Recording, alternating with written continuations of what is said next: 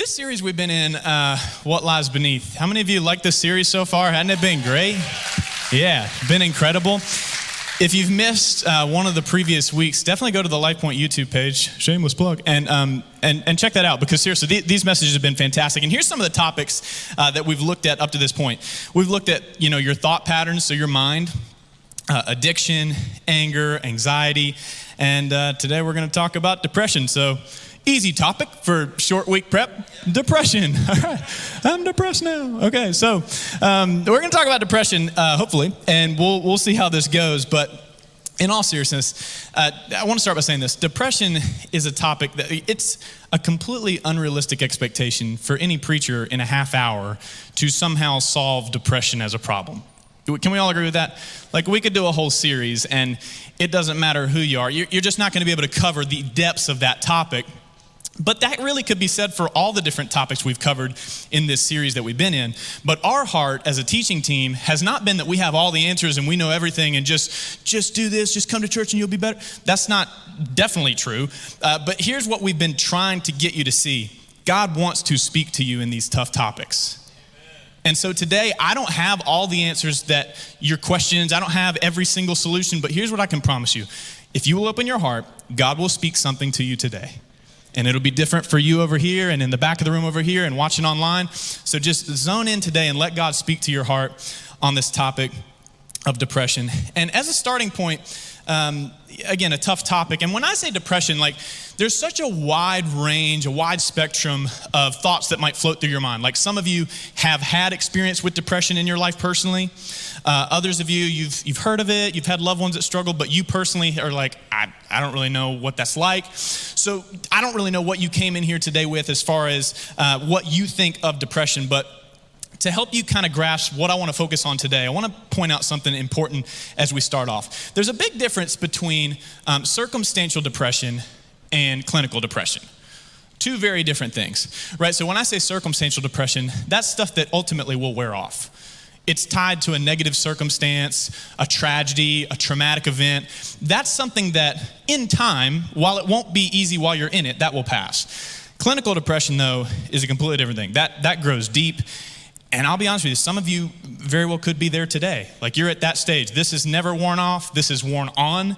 And this is really difficult for you. And to kind of break down those two different types of depression, let's start with this. Circumstantial depression. So many of you, I'm sure, in the room have lost loved ones. I know for me, whenever my family went through the loss of my grandfather last year, it was so hard, right? We lost him. We loved him so much.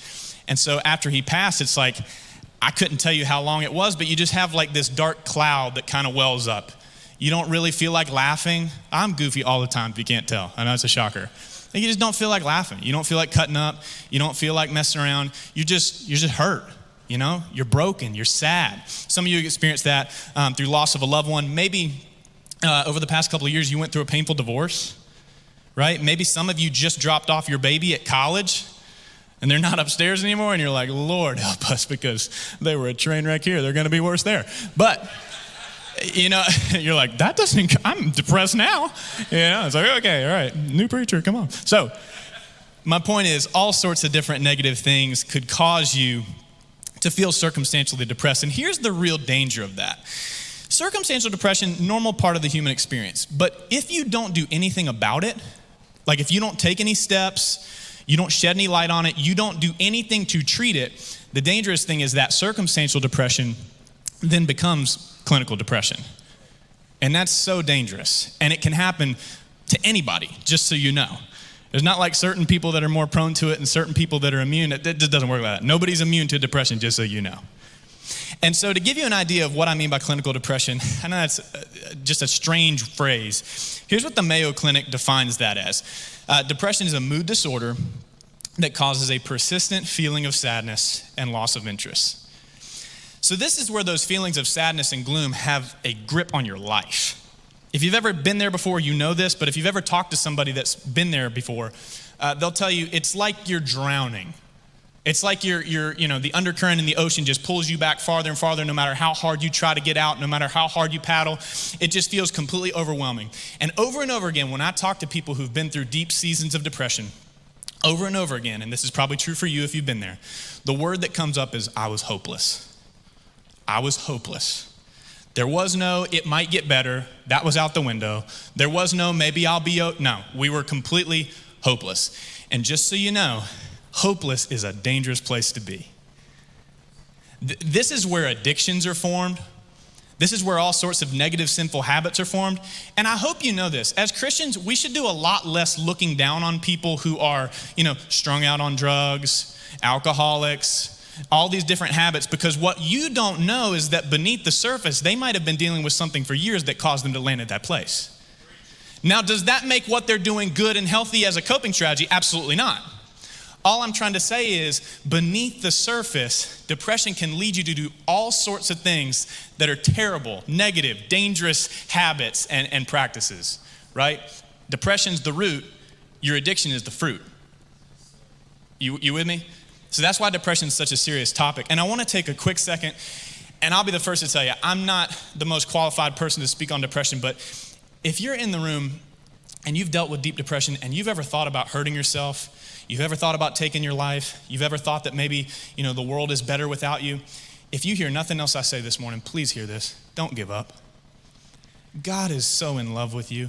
You might not feel God. You might not even believe in God. You might just feel like all this is pointless and this is all a waste. But please hear me. God made you so beautifully and uniquely. He gave you talents and gifts that he didn't give anybody else. He's got stuff planned for your life that if he told you now, you wouldn't even believe it. You'd be like, I don't know who you're talking to. No. There's no way you could do that with me. He's given you a family, friends, coworkers, people who depend on you and who cherish you and who love you. So can you help me encourage anybody who feels like giving up today? Don't give up. Don't give up. Don't give up. And I want to speak to this topic, don't give up. And I was thinking about who would be the perfect character in Scripture for us to look at when we talk about depression and wanting to give up. And hands down, it's the Old Testament prophet Elijah. Elijah knew exactly what that was like. Elijah was one of the greatest Old Testament prophets, hands down. And ironically enough, he dealt with depression to the point of even praying, God, I don't want to live anymore. Let's just end this thing. I've had enough. And it's interesting when you think about that, because think about some of the amazing things that Elijah did and experienced and that God used him to do. I don't have time to highlight the whole thing and read 1 Kings in its entirety, but here's a couple of the things. He's the one who said, hey, there's going to be no rain until I say it's time to rain.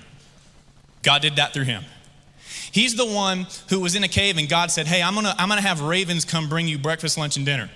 They're going to fly from Baltimore. Anybody? Okay, all right, okay, too much. Ravens are all right. Any Ravens fans in the house? Anybody? Really? Wow. All right. Prayer team, front row, right down here. So, I've got football on my brain. You can tell what I was doing while prepping for this sermon this weekend. I was doing a lot of fantasy football. But Elijah did all these amazing things. He held a dead boy in his arms, stretched his body out over him, and he came back to life. And the famous story that most of you have heard about Elijah, he's the one who prayed on Mount Carmel and the fire pillar came down to prove that God is the true God. And he was all by himself up there and all these false prophets and people and this big showdown, and God shows up in a big way. Yet, having experienced all that, having seen God do all that in him and through him, he still dealt with depression. And as I was thinking about that, I was reminded that depression can be so deceiving. Like some of the people that you think would be the last people on earth to feel depressed are the ones that are actually experiencing it right now. But they've just gotten so good at faking it. Human beings are phenomenal actors, right? Like we can fake out people, fake a smile. And it's interesting because some of the people that are the most successful, the most talented, the most engaging, friendly, kind people, get this, some of the people who love Jesus the most, some of the people who are the most servant-hearted, Christ-like human beings are the ones dealing with depression. Another good reminder for how you treat people, because you don't know what people are dealing with. You really don't know. And that was Elijah.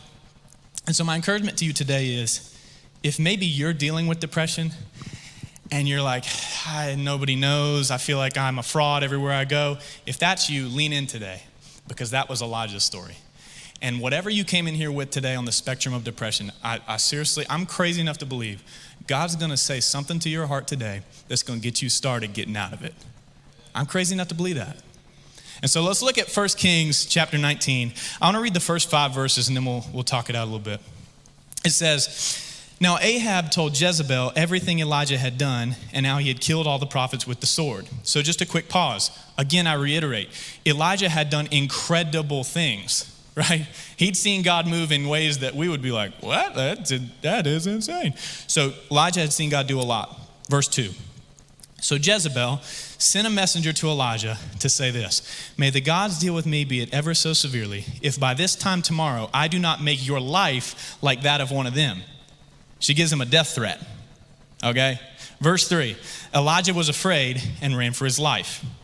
When he came to Beersheba in Judah, he left his servant there, and he himself went a day's journey into the wilderness. He came to a broom bush, sat down under it, and prayed that he might die."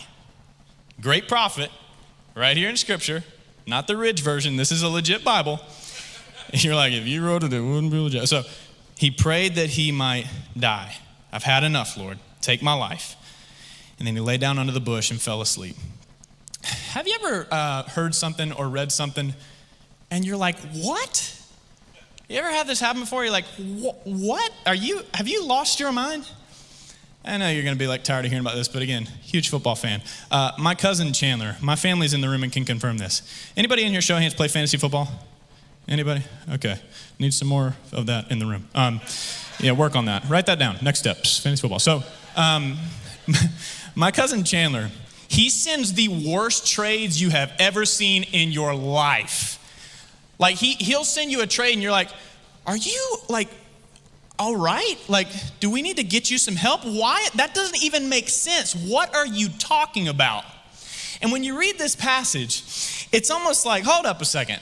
Elijah, who's seen and done all these things, and God has used him to do all these miraculous, incredible, adventurous things. He's afraid of Jezebel?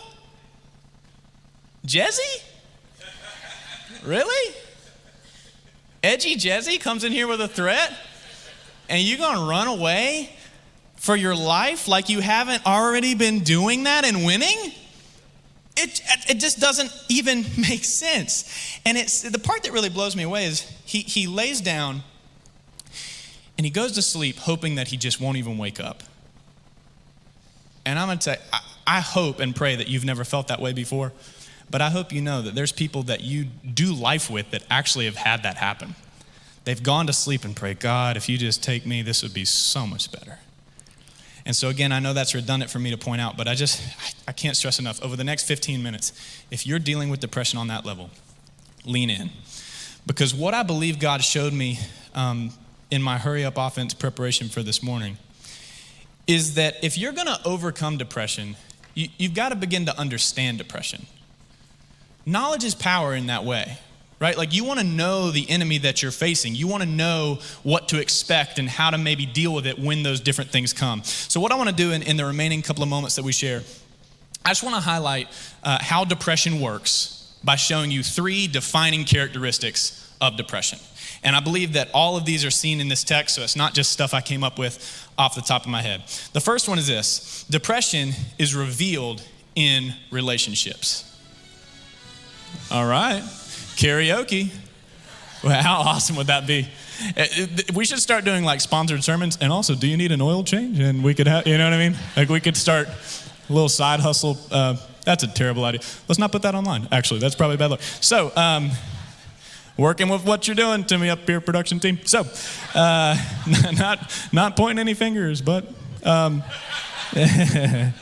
oh boy, should have found a new backup quarterback. So, depression is revealed in relationships. Cue the game show music. So, revealed in relationships. What I mean by that is relationships are an integral part of depression. Like they play a key role. And there's an interesting detail, 1 Kings 19. Look what it says in verse 3. It says, Elijah was afraid and ran for his life. And when he came to Beersheba in Judah, look at this. He left his servant there, while he himself on his own went a day's journey into the wilderness.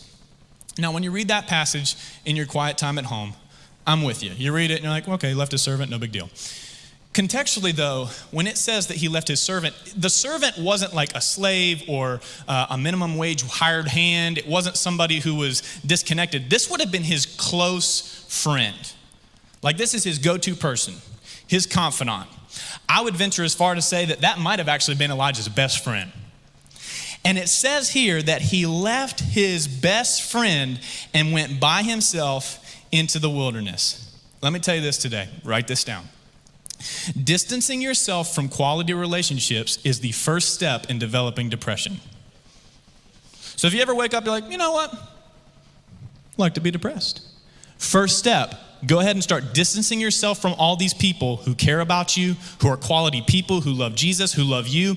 Because when you start to do that, it's not going to be long before depression starts to creep in. Now, here's the tricky part about that. A lot of times, this is a slow drift.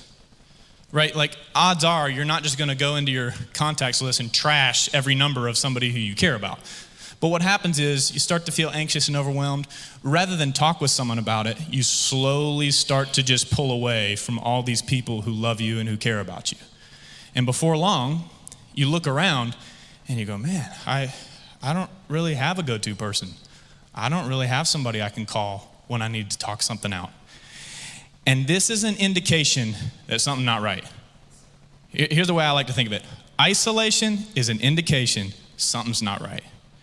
If I'm starting to just do life alone, I never connect with people, I never talk with people, I never hang out with people, that's a problem. And interesting thing is, this isn't just an idea that I came up with. This is a statistic that has been proven true on real people's answers. Like the Gallup Poll Research Group, they did this study. We're going to show it to you on the screen.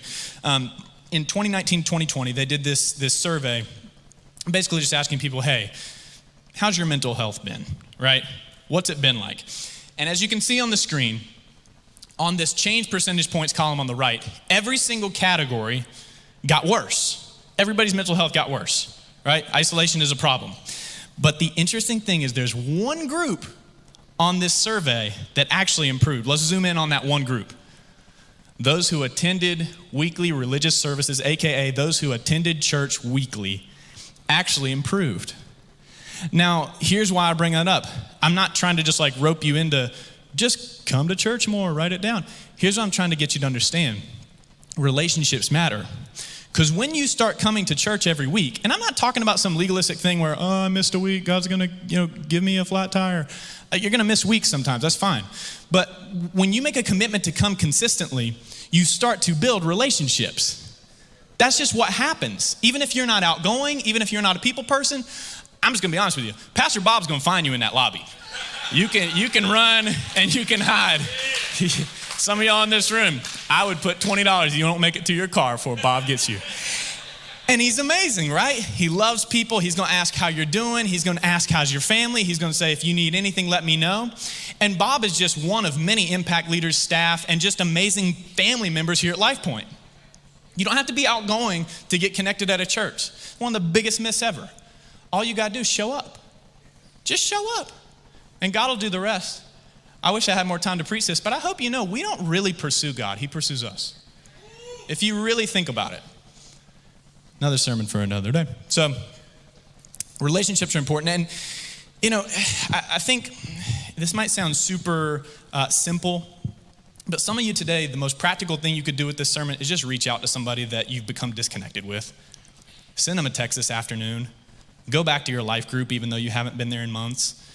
Like, do you see what I'm saying? Like, practically connect with quality people.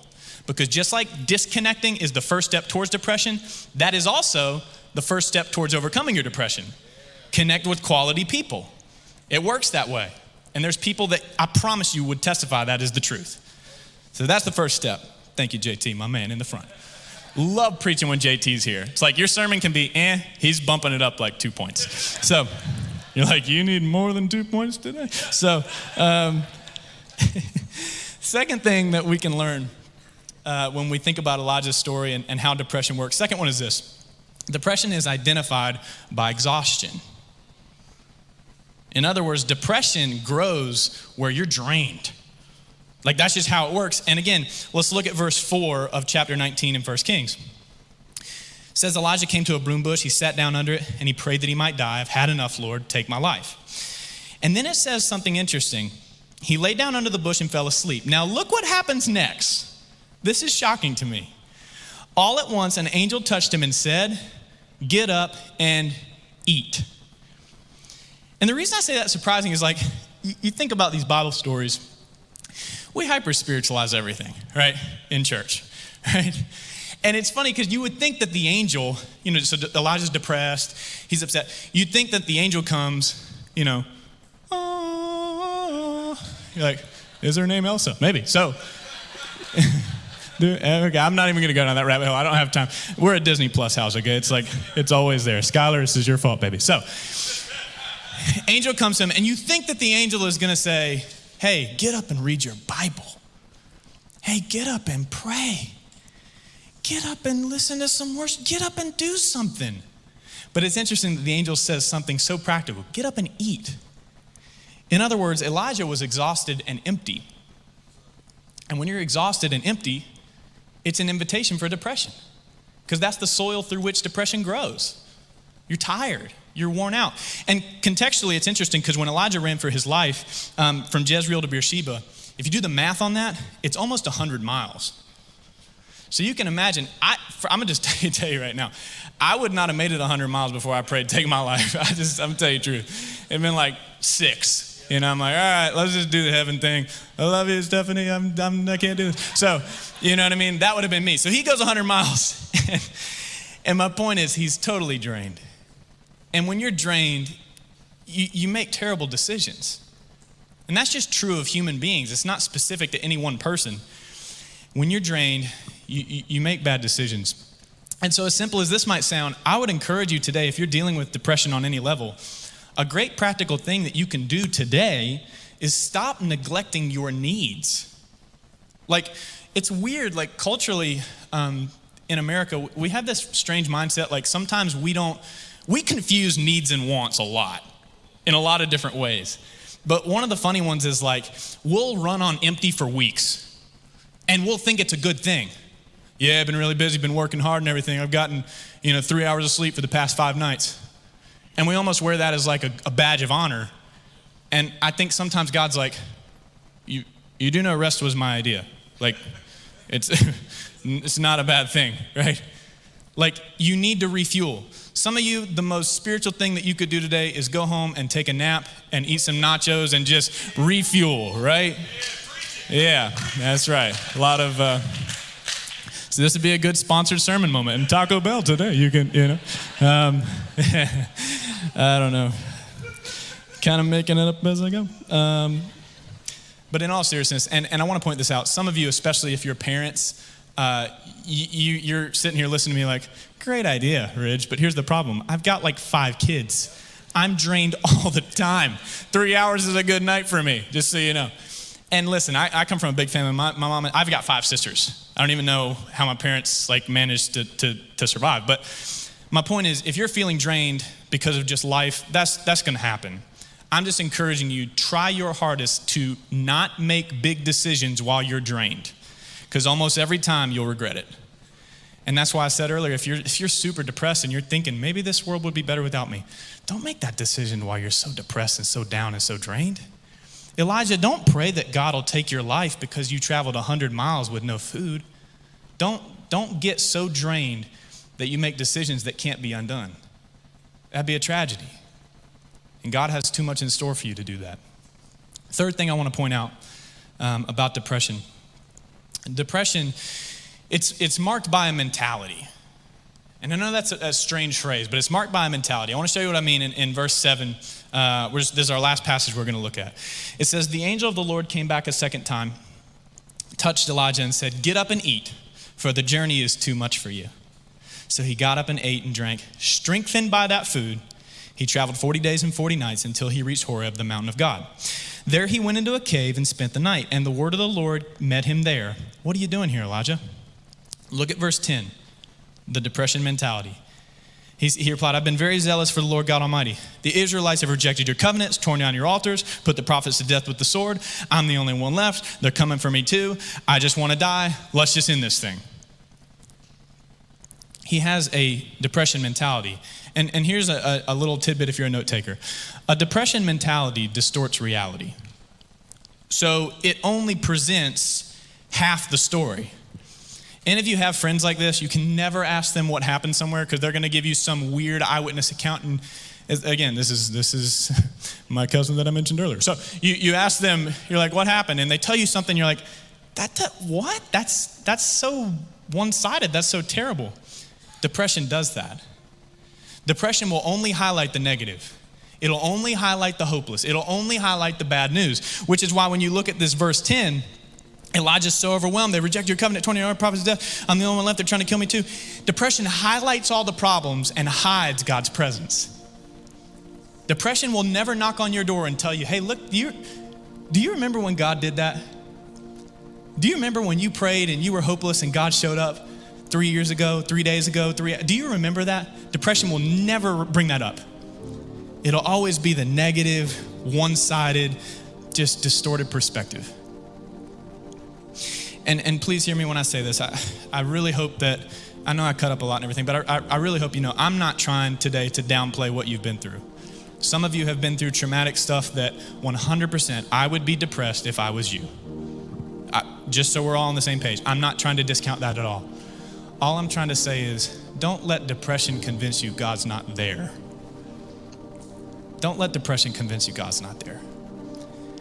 And as we get ready to close, I don't have time to read this whole passage, but at some point this week, go back and read 1 Kings chapter 19, because something really interesting happens.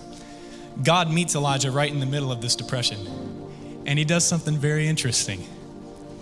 It says that he whispers to him. I think he whispered to remind Elijah that he was close all the time. Because some of y'all know this, sometimes a whisper is a lot louder than a shout. Sometimes someone whispers something and it's just written on your heart. And if you read this passage for yourself sometime this week, he reminds Elijah, hey, we're gonna put a new king in place and he's gonna clean this thing up. New king over Israel. And hey, you feel lonely all by yourself as a prophet? We're gonna get Elisha prepared. And he's gonna come and he's gonna help him clean it up. And oh, by the way, I know you're so overwhelmed over all this stuff happening with these false prophets, but I've got 7,000 Israelites who've never bowed their knee to them. So he reminds Elijah that depression hasn't told him the whole story. And I'm believing in my heart, some of you today, you need to hear God's whisper over your life. You need to hear him remind you that it's not over. Depression is not gonna define you. Don't give up. I got plans for you. I've been here all along. Let God whisper to your heart today. And listen, I've done my best to preach to you today on short notice, and I've given it everything I have. But what we wanted to do as a team is all along through this series, we've been doing these series videos. And what we wanted to do today was not only do we want a preacher to talk with you about depression, we want you to hear a story, a testimony of one of LifePoint's very own family members that has been through the darkest nights of depression and seeing God bring him through it. So with that said, let's check out this video. Hi, I'm Jackson Kennedy. High school, I had a scholarship to the University of Chapel Hill for wrestling. I decided not to take it because of 9/11 and joined the United States Army as, a gunner. I didn't know what I was getting into. I would say, a little naive to the world still, naive to the military obligation that I had signed up for. You never realize that maybe one day you're gonna come across a situation to where you hold a 7-year-old child as he bleeds out and the last thing he sees is your face. For a God that creates a child only to get killed in a savage way, to die in a stranger's arms, scared, there was no glory in his eyes. Looking back on it now, I would say, October of 2007 is when I lost my faith. And in 2017, I got a medical retirement from the United States Army. and it got bad. My drinking, my anxiety, my depression. I went to a party one night in Charlotte and met this girl, most beautiful woman I had ever met, named Janelle. Lo and behold, for some reason she liked me, and we ended up 9 months later getting married. I inherited 2 beautiful stepchildren, and in my head I was like, this is what I needed. This is the answer. Being an alcoholic at the time, thinking that getting married and taking on 2 beautiful kids as a fix-all, be-all was not the right answer. For my wife, she's like, this isn't for me. I didn't sign up for this. And she left. I was laying in bed one night and my body started to shake and I thought I was having a heart attack. And it scared me really bad physically. So I got in my truck and I drove to the hospital. The lady at the front desk, I remember just looking at her and my hands were shaking, my eyes were bloodshot. And I was like, ma'am, I've been drinking nonstop other than passing out here and there for the last 6 days. And I think my body's shutting down and I'm dying. They helped me get through the withdrawals. It took about a week and a half before I started to feel somewhat normal. What's crazy is I still wasn't searching God, but at that point, looking back now, and I get chill bumps thinking about it, He started working on me. I get a text message from my wife, and she was like, yeah, I had a dream about you last night, and you were hurt. And I can't get it out of my mind, and I just want to make sure you're okay. It was the first time we had mutual, nice dialogue in over a year. We started to rebuild our relationship off of new pillars, and still not the right ones because I still wasn't saved at the time. She goes, Jackson, if we're gonna be a family again, because you're proven as a man you've changed. As a man, you're moving in the right direction and you wanna do what's right. She's like, we have to go to church. Why don't we go to Life Point? It's right down the street from where we live. She's like, okay, let's do it. And my mother-in-law's boyfriend invites me to men's group on Saturday at the coffee house. And that was it. That was the place God wanted me, because when I sat down,